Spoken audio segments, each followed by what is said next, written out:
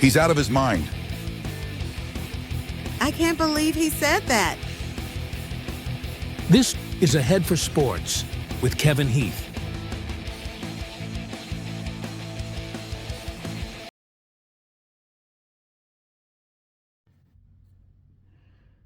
Hello, welcome to another edition to Ahead for Sports with Kevin Heath. I am your host, Kevin Heath, and I just want to say thank you again for all those that took the time to watch my last episode.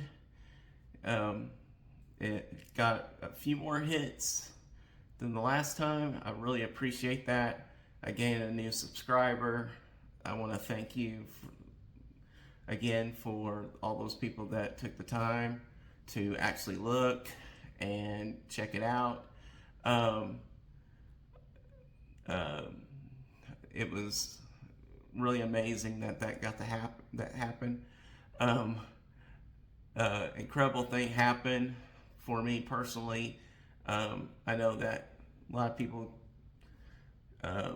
get that high when they get certain little feats on YouTube, and I got my first little, I wouldn't call it viral, but it was a significant video for me because I managed to get about 900 hits on a short talking about Donald Trump's executive order. So that was really exciting, and so I just want to thank you to all those that watched it and shared it and put comments on it. That really meant a lot to me, so thank you very much. Let's go ahead and get started on today's episode. And the first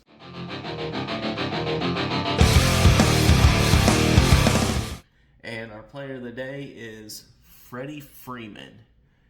So today he broke an 18-inning scoreless streak for the Dodgers and a 3-0 win over the Rays. He went 3 for 5. He scored a run and hit in an RBI in a win. Again, they ended a 18-inning scoreless drought that was plaguing them. So good on them. I'm just glad that it wasn't the Cubs. I'm just glad it wasn't the Cubs. That's all I'm going to say about that. So now we're going to move on to the games of interest, and we'll talk about those.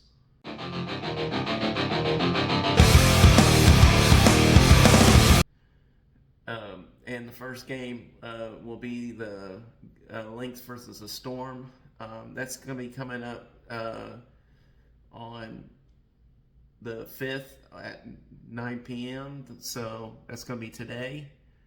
So that's going to be an East and West, or actually that's a Western Conference best matchup.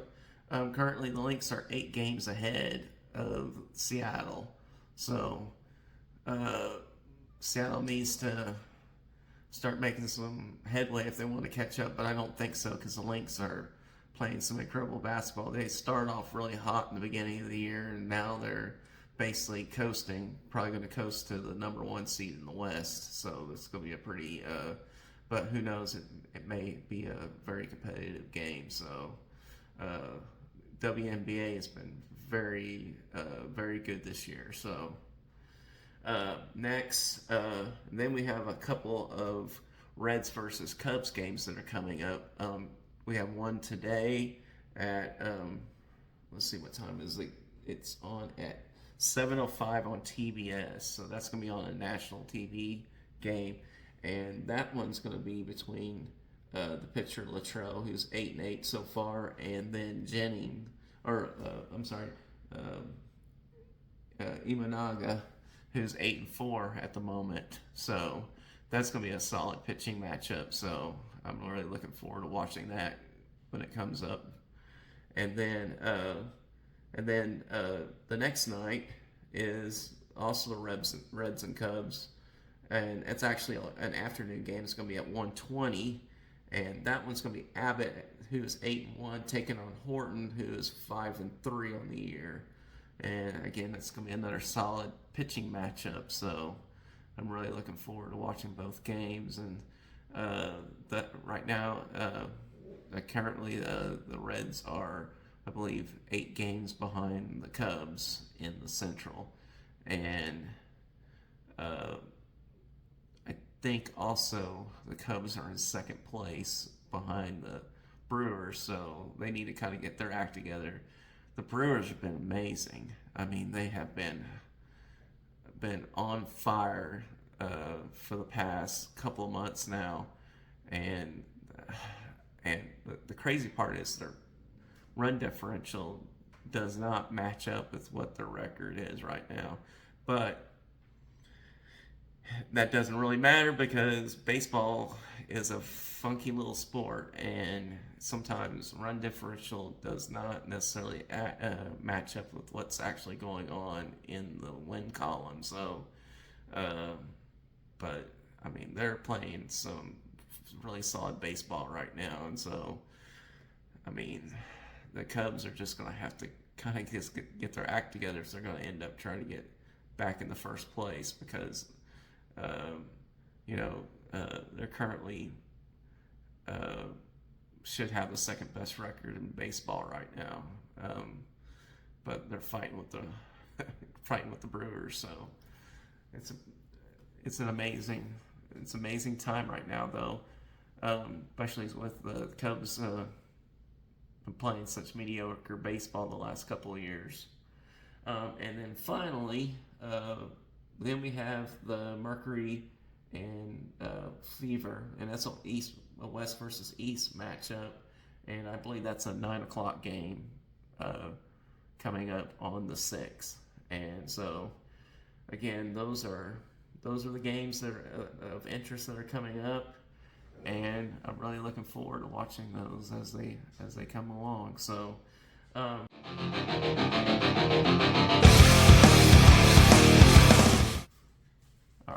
So the foul of the day is Jerry Jones.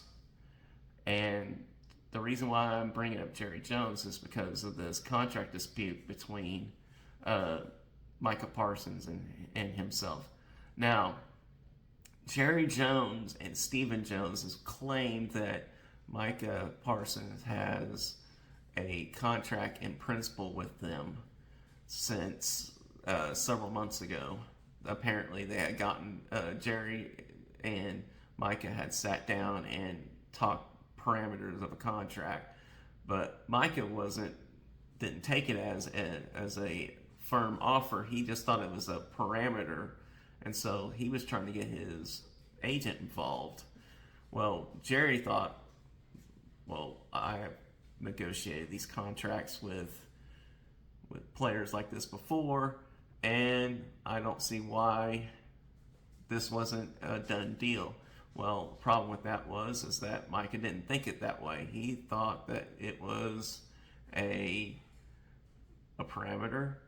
He was trying to take it to his agent, and for some reason, Jerry would not let his agent take part in any negotiation, and that's why they're at a stalemate, and that's why Micah is turning around and doing this thing where he's wanting to be traded out of Dallas. And so the incredible part is that Mr. Jones is, he's in a unique position because he is the owner and general manager of the Dallas Cowboys, which is unheard of in sports. You normally don't have your owner running the franchise in such a hands-on way, but he does. Now, he has people around him that help him run the franchise, but he is the final say. And let's face it, since he decided to insult Jimmy Johnson 30 plus years ago and caused him to quit or fire or Jerry fired Jimmy. The Cowboys hasn't won a Super Bowl in God knows how long. I mean, it's been 30 plus years. And so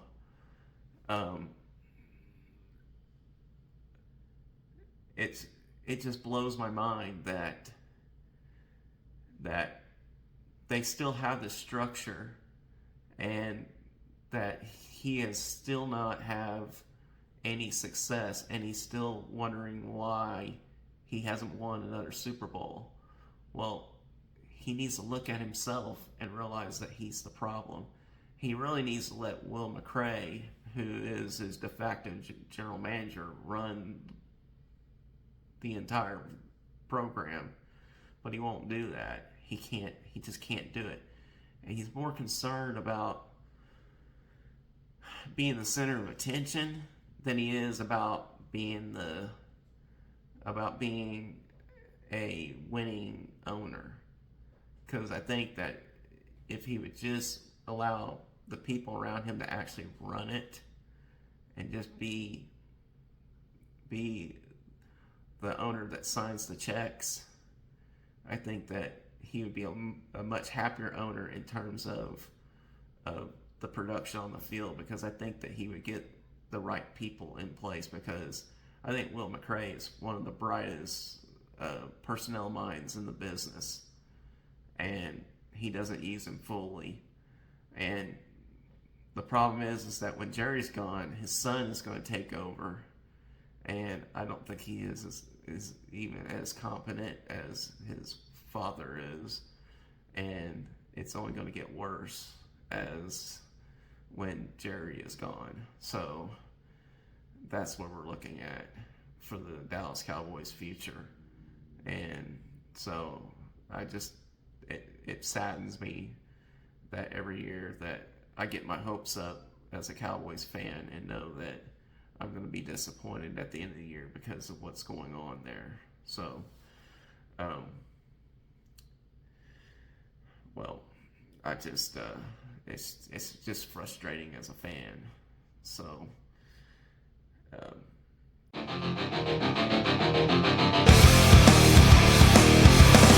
I guess now we'll just get to the word of the day. And what I want to talk about today is I want to piggyback on the video that was so popular about Donald Trump. And really what I want to talk about is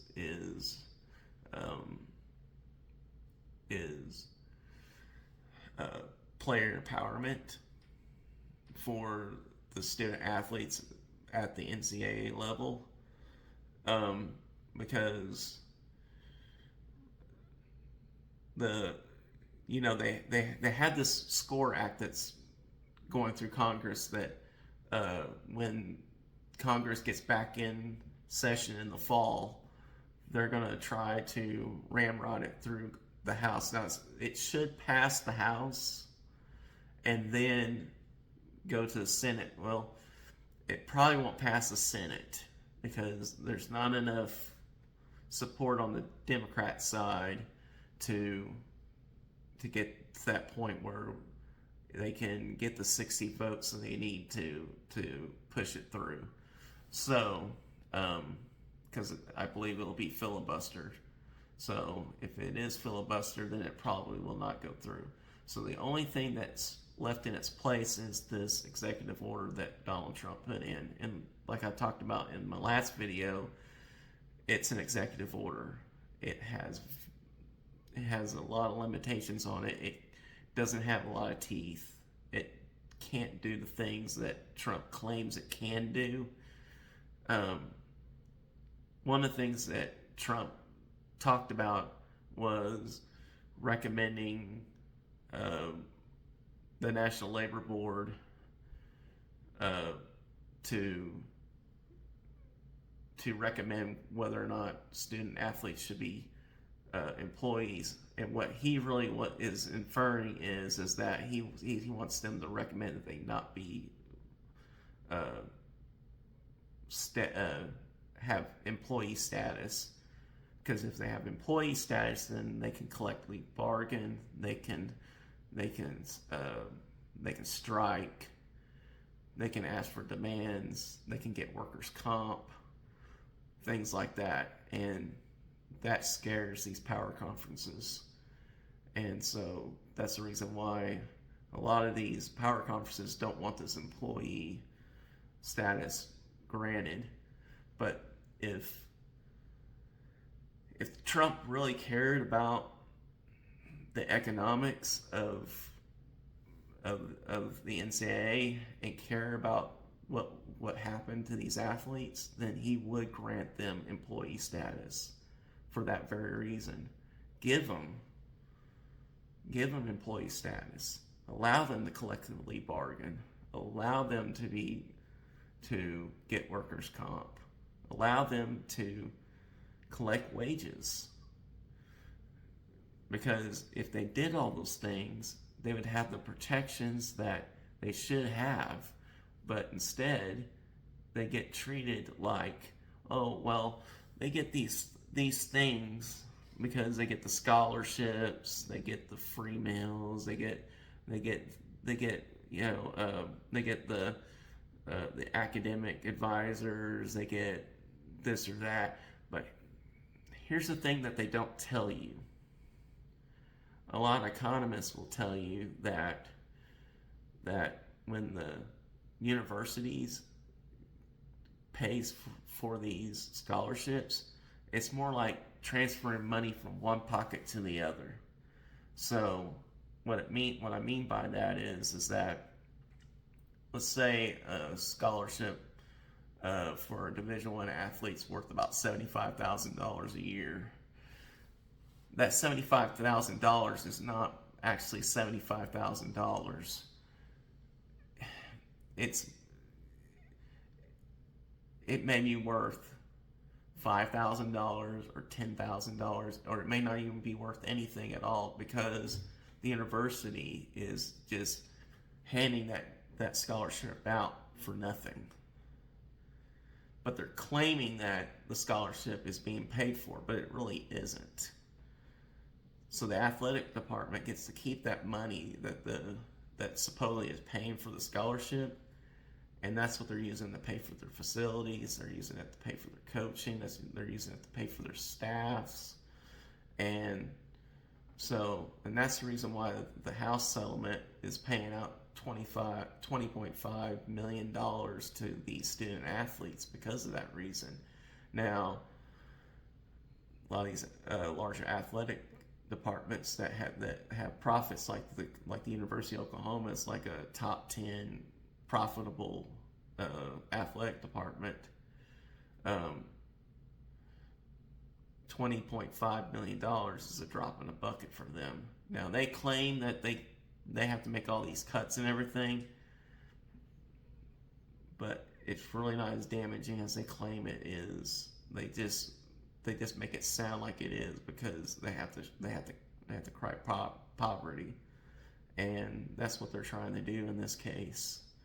So it's really disappointing what a lot of these universities are doing to these student athletes, because they're trying to take away their rights to be just to earn a living. They're trying to curb NIL. They're trying to tell them, well, they can't do pay per play. We've been doing pay per play since the very beginning. A lot of people don't know this, but in the history of the NCAA, colleges have had quote unquote ringers from the very beginning. They would pay athletes money to come play on their team, so that way they would have the advantage over another team. I mean, Oklahoma back in the 40s and 50s used to have a slush fund that would pay for their athletes, so that way it literally was the first professional team in the state of Oklahoma before the Thunder was the University of Oklahoma football team. So I mean, it's it's kind of crazy when you hear all this talk about amateurism, when really we haven't had amateurism since the very beginning, since the inception of college football. It's just never been. It's just never happened. It's never happened. Not in the very beginning. It's a myth. It's just never happened. So to ask these athletes to restrict their earning potential just because universities are trying to hold on to this nostalgia of amateurism it's a false dichotomy, because it's never happened. It never existed.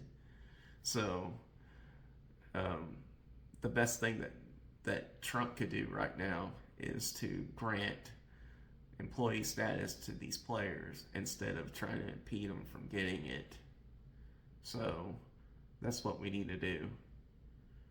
So anyway, so this is the end of my episode. I really hope you enjoy it, and I hope you like and share and comment and do all the things that you're supposed to do.